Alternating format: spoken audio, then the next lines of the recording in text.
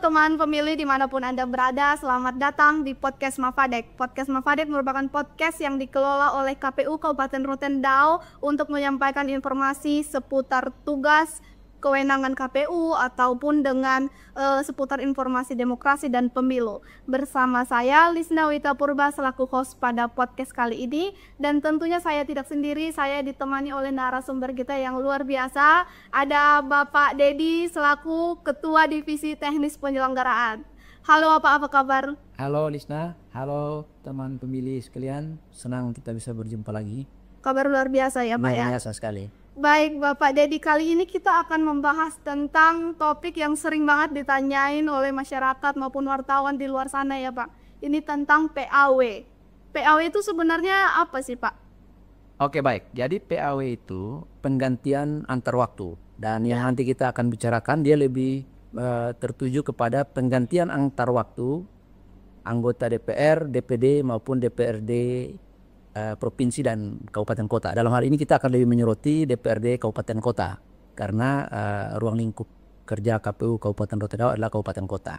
Jadi PAW itu adalah singkatan dari penggantian antar waktu anggota DPRD kabupaten kota oleh calon pengganti antar waktu yang diusulkan oleh KPU Kabupaten Rotendao tentunya. Oh begitu Pak, berarti kita bakal fokus di PAW-nya DPRD Kabupaten Kota. Betul sekali. Tapi PAW itu dari mulai tingkat provinsi itu sudah ada gitu. Ya, dari tingkat DPR RI, DPR, DPD, DPRD provinsi dan DPRD Kabupaten Kota. Baik, kalau berbicara tentang KPU dan PAW ini sebenarnya kewenangan KPU di PAW itu bagaimana Pak? Baik, jadi terkait dengan penggantian antar waktu ini, KPU sudah mengatur itu dalam baik itu Undang-Undang Pemilu Nomor 7 tahun 2017 maupun petunjuk teknis atau pelaksanaan teknisnya dalam Peraturan KPU Nomor 6 tahun 2018. 2017 maaf. Dan itu sudah diatur tentang penggantian antar waktu ini. Akan tetapi prosesnya itu tidak langsung diinisiasi atau langsung ditindaklanjut oleh KPU. Jadi kalau tadi ditanyakan sejauh mana kewenangan KPU, walaupun sudah diatur dalam regulasi undang-undang maupun peraturan KPU, akan tetapi prosesnya itu dimulai bukan dari KPU. Begitu. Berarti meskipun KPU misalnya tahu nih Pak ada yang harus di PAW kan di DPRD kabupaten kita, misalnya di Kabupaten Rotendao di kantor DPRD ya. Nah itu KPU tetap tidak bisa bergerak ya? Ya belum bisa. Belum ada permohonan. Jadi begini. Proses penggantian antar waktu itu seperti diatur dalam undang-undang maupun dalam peraturan KPU sudah ditentukan apa-apa saja kategori atau kriteria orang atau anggota DPR harus di PAW. Itu sudah ada dalam regulasi undang-undang pemilu maupun di dalam peraturan KPU. Sebentar kita akan bahas itu. Nah, akan tetapi untuk masuk ke proses itu KPU tentu harus menunggu sesuai dengan peraturan KPU yang kita punya, peraturan KPU nomor 6 tahun 2017 tadi. KPU harus menunggu surat resmi dari pimpinan DPRD Kabupaten Kota. Dalam hal ini pimpinan DPRD Kabupaten Rotendao tentunya. Ya, jadi walaupun KPU sudah tahu ada kategori atau ada kriteria dari anggota DPRD yang memenuhi kriteria untuk, tapi KPU sudah bisa mengambil tindakan sebelum adanya surat dari pimpinan DPRD Kabupaten Kota. Baik, Pak Dedi tadi Bapak menyebutkan ada kriteria yang bagaimana kriteria supaya dia bisa di PAW. Ya. Kriteria apa saja itu Kak? Oke, jadi dalam Undang-Undang Nomor 7 tahun 2017 Pasal 426 di situ sudah dimuat apa-apa saja kriteria seorang calon anggota DPRD, DPD maupun DPR ya memenuhi kriteria untuk di PAW. Yaitu meninggal dunia, mengundurkan diri, tidak lagi memenuhi syarat sebagai anggota DPR, DPD maupun DPRD Kabupaten Kota, atau terbukti melakukan tindakan pidana pemilu begitu. Nah, di dalam petunjuk yang lebih teknis yaitu peraturan KPU nomor 6 tahun 2017 tadi, di situ kriteria atau kategori orang bisa memenuhi seorang anggota DPR, DPD atau DPRD Kabupaten Kota maupun provinsi memenuhi syarat untuk di PAW itu terbagi atas 3, yaitu yang pertama meninggal dunia, kemudian yang kedua diberhentikan, atau yang ketiga mengundurkan diri. Baik. Ada 3 nih. Ada 3 itu. Ada 3 Ada syarat. yang meninggal dunia, ada berhentikan, mengundurkan diri. Nah, kalau meninggal dunia kan kita sudah tahu nih, meninggal gitu jelas. Kalau misalnya dia mengundurkan diri atau diberhentikan, itu ada syarat-syarat atau faktor-faktornya nggak? Ya, betul. Jadi kalau meninggal dunia kan sudah jelas nih. Orang meninggal dunia itu dibuktikan dengan surat keterangan meninggal dunia. Nah, jika diberhentikan atau mengundurkan diri, itu tidak bisa sekedar ada penyampaian dari surat dari pimpinan DPR bahwa ada anggota DPRD yang mengundurkan diri atau diberhentikan. Tidak bisa seperti itu. Dia harus ditindaklanjuti dengan alasan. Ya. Alasan dia diberhentikan ataupun alasan pengunduran dirinya.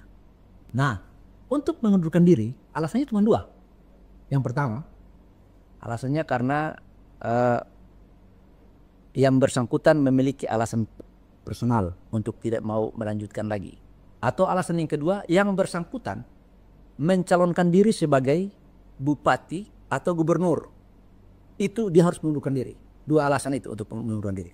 Sementara untuk diberhentikan ini ada alasannya juga.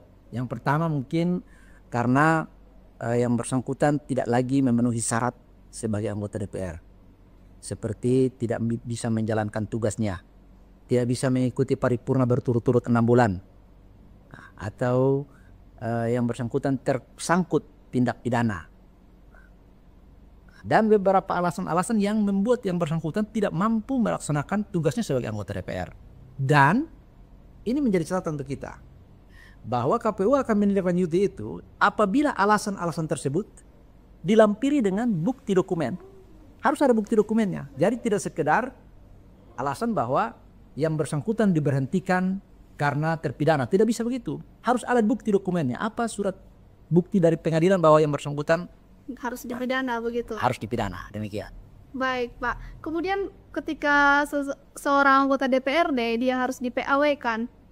Yang mengajukan itu ke KPU seperti yang Bapak sebutkan tadi itu pimpinan DPRD sendiri. Betul sekali. Kemudian itu berkas-berkasnya itu baru diberikan ke KPU, kemudian berkasnya itu di mekanismenya untuk apa, Pak? Apakah untuk verifikasi atau bagaimana? Oke, baik. Jadi ini perlu untuk kita ketahui bersama bahwa Peraturan KPU nomor 6 tahun 2017 itu di situ menjelaskan dengan rinci tentang alasan-alasan maupun dokumen-dokumen yang harus dilengkapi oleh pimpinan DPRD ketika memberikan surat pemberitahuan kepada KPU terkait dengan adanya anggota DPRD yang akan di-PAW. Nah, dalam peraturan KPU itu alasan-alasan inilah yang nanti dipakai oleh KPU untuk melakukan verifikasi terhadap dokumen-dokumen yang dilampiri bersama dengan surat yang diberikan oleh pimpinan DPRD. Jadi ketika KPU menerima surat pemberitahuan dari dari pimpinan DPRD terkait dengan adanya anggota DPRD yang akan di-PAW, disertai dengan alasan-alasan kenapa dia di-PAW. Nah, dalam peraturan KPU rincian dari dokumen-dokumen itulah yang nanti akan diverifikasi oleh KPU. Akan diverifikasi oleh KPU dan kemudian diperiksa apakah benar dokumen-dokumen itu sudah memenuhi syarat sesuai dengan alasan PAW yang disampaikan atau diajukan oleh pimpinan DPRD melalui surat tadi. Ya. Baik, untuk seseorang bisa di PAW sendiri seperti tadi disebutkan misalnya anggota DPRD itu, apakah ada jangka waktu berapa lama lagi masa kerja dia, atau misalnya udah tersisa berapa bulan tidak bisa di PAW gitu, ada nggak Pak? Oh ya, betul. Jadi dalam peraturan KPU nomor 7 tahun 2017 tadi pasal 4 di situ disebutkan bahwa proses PAW ini akan bisa dilangsungkan sepanjang masa jabatan dari anggota DPRD itu masih tersisa paling sedikit 6 bulan. Paling sedikit 6 bulan. Jadi masa jabatan anggota DPRD itu paling sedikit 6 bulan, masih tersisa 6 bulan, masih bisa di PAW. Tetapi kurang dari 6 bulan tidak bisa lagi dilakukan proses PAW. Oh, begitu. Jadi lowong, dianggap jabatannya lowong karena tidak bisa di PAW lagi. Sekalipun orangnya meninggal atau tidak ada lagi anggota DPRD yang bisa menggantikan, tetap tidak bisa.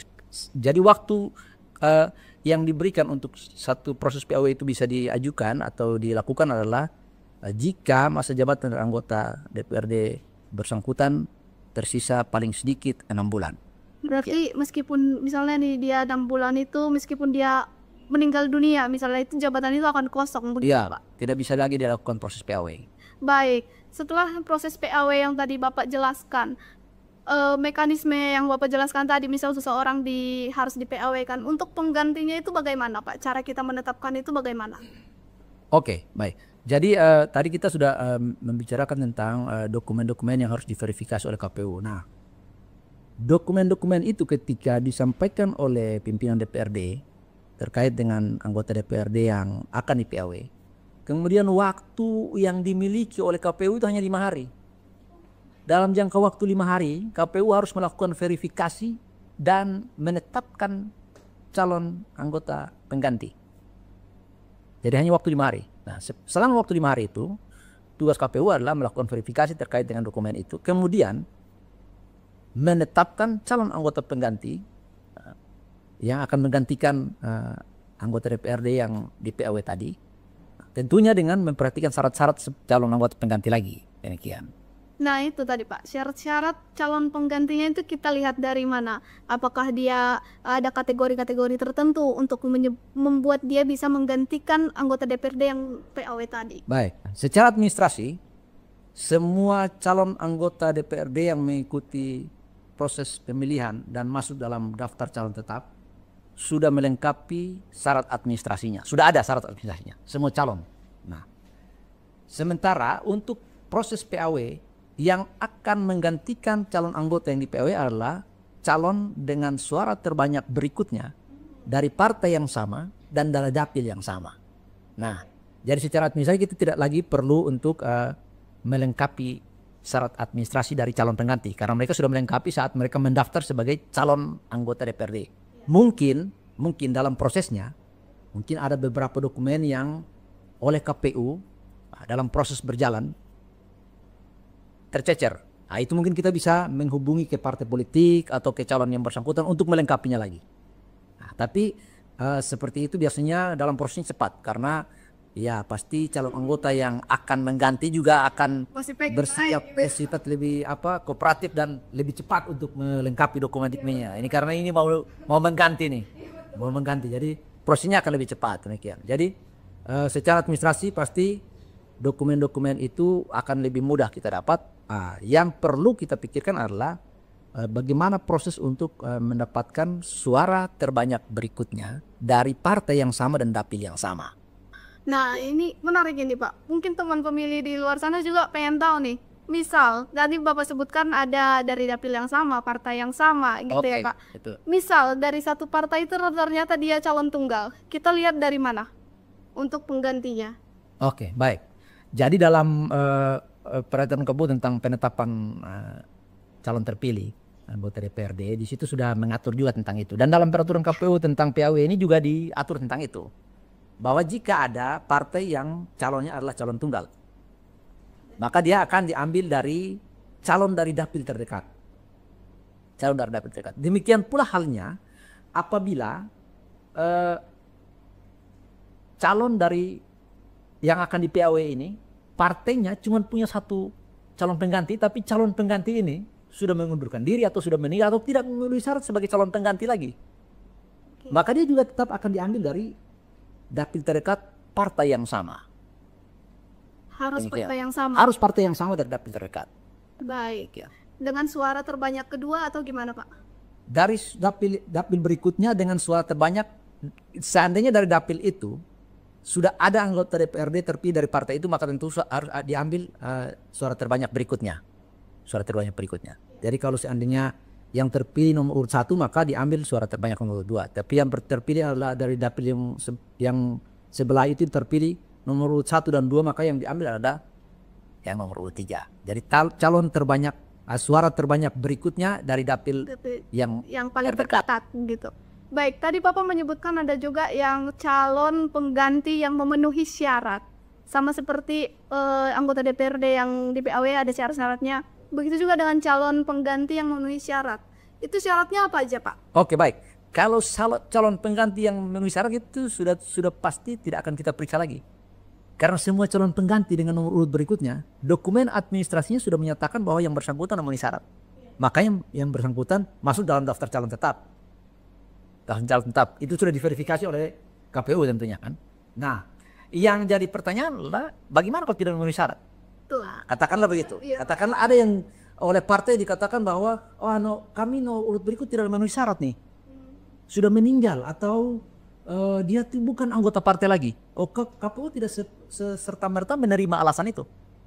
Tidak serta-merta, walaupun partai menyatakan bahwa calon nomor berikut itu nomor 2 tidak memenuhi syarat. Kita pakai yang nomor 3. Oh, tidak seperti itu. KPU tentu harus memverifikasi dokumen lagi. Jadi jika partai menyatakan bahwa pengganti nomor urut berikutnya tidak memenuhi syarat, silakan partai memasukkan dokumen yang menyatakan bahwa yang bersangkutan tidak memenuhi syarat.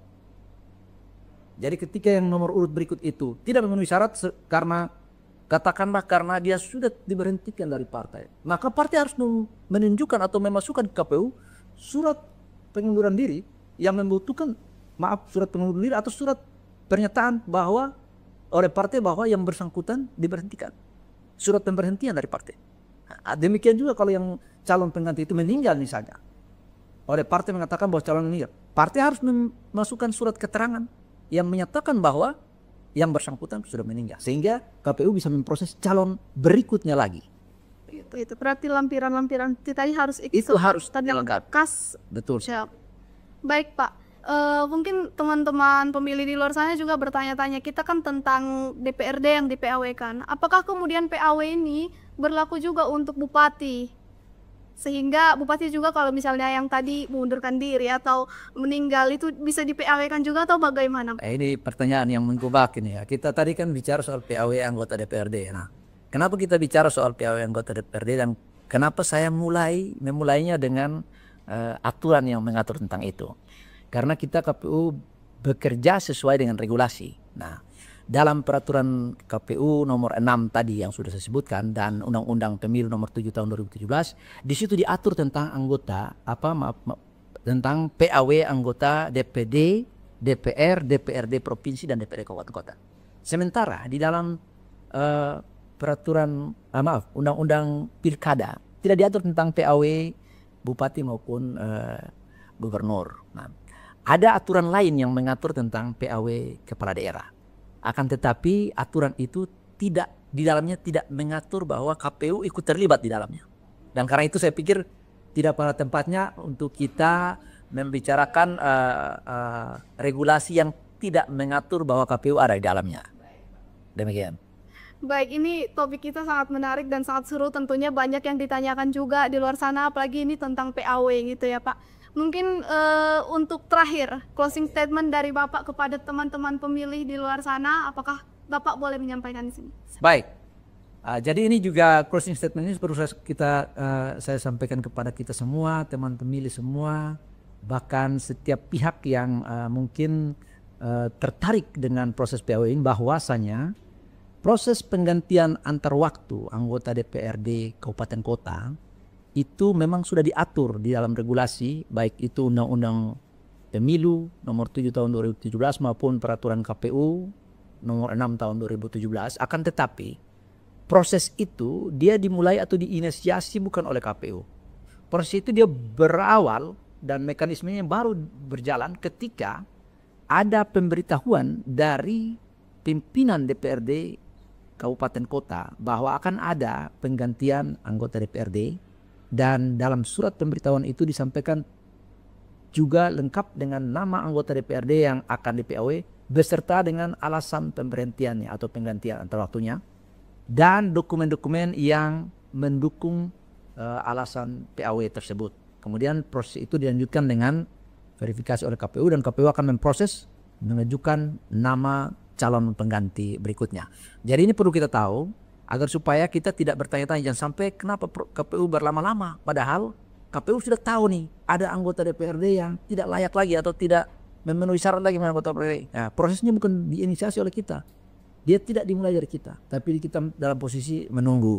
Nah, kemudian ini juga perlu kita sampaikan agar supaya jika nanti ada PAW, seandainya ada PAW pun, dokumen-dokumen yang perlu disiapkan berkaitan dengan alasan penggantian antar waktu itu secepatnya disiapkan. Nah, ini masukan sebenarnya untuk baik itu dari DPRD maupun dari partai politik yang nantinya pada satu saat nanti ingin melakukan PAW, karena waktu kita hanya 5 hari. Hanya 5 hari waktu kita untuk melakukan verifikasi terkait dengan dokumen pemberhentian. Kemudian dalam 5 hari juga kita harus mengajukan calon anggota pengganti PAW itu. Jadi 5 hari waktu verifikasi, dan 5 hari itu pun kita harus mengajukan kembali waktu verifikasi. Karena itu ya harapannya jika seandainya, kita tidak mengharapkan itu bahwa akan ada PAW, tapi jika ada nanti PAW pun ya dokumen-dokumen itu harus dipersiapkan, karena KPU tidak akan pernah melakukan proses atau mekanisme ini jika tidak didukung oleh dokumen-dokumen administrasi yang lengkap. Demikian. Baik, terima kasih Bapak Dedi udah menyempatkan hadir. Ini luar biasa banget ya, ini topik kita sangat menarik. Bapak Dedi tidak hanya wajahnya yang menawan ini, tapi juga narasumber yang sangat luar biasa dalam podcast kali ini. Semoga di episode-episode berikutnya masih banyak ya Pak topik yang harus kita bahas. Banyak topik lain yang menarik dari segi teknis. Iya benar. Terima kasih Bapak Dedi, sehat selalu. Terima kasih sama-sama, terima kasih juga untuk teman pemilih semua. Baik. Demikian teman pemilih, obrolan yang sangat menarik tentang PAW tadi. Tentunya masih banyak obrolan-obrolan di episode-episode podcast berikutnya. Tetap nantikan podcast KPU, dan untuk itu jangan lupa like, comment, subscribe, dan share YouTube KPU untuk menonton episode-episode berikutnya. Saya Lisna Wita Purba sebagai host dalam episode ini pamit undur diri. Sekian dan terima kasih.